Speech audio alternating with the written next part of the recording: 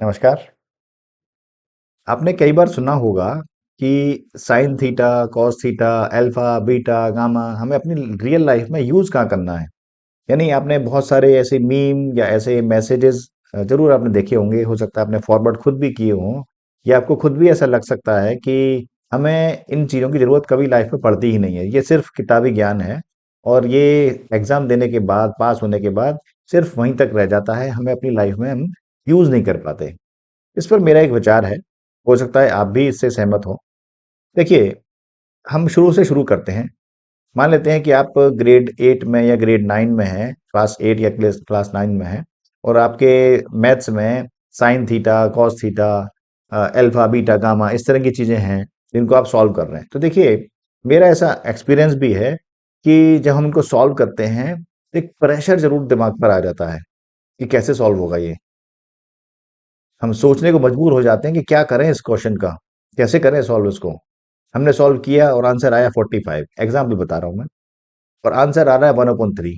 तो हमें एक अजीब सा लगता है कि ये हमारा आंसर 45 कैसे आ गया, आंसर तो 1/3 आ रहा है।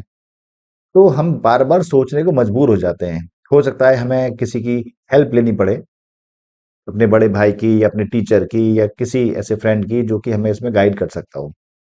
हम गाइडेंस लेते हैं और उसके बाद फिर से इसको सॉल्व करने की कोशिश करते हैं। फिर हमारे पास एक प्रेशर आता है कि हमें पूरी एक्सरसाइज सॉल्व करनी है।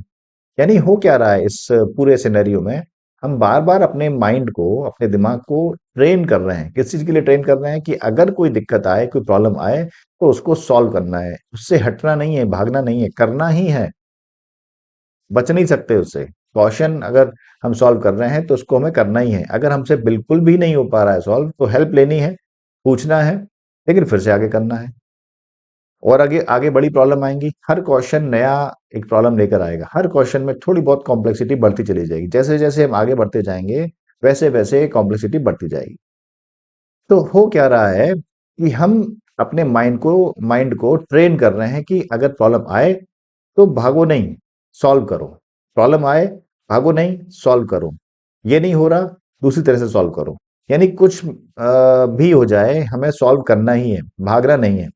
तो मुझे ऐसा लगता है, मेरी ऐसा ऑब्जर्वेशन है कि जो लोग इन चीज़ों को सॉल्व करते हैं, जो इससे डील करते हैं, वो लाइफ में आगे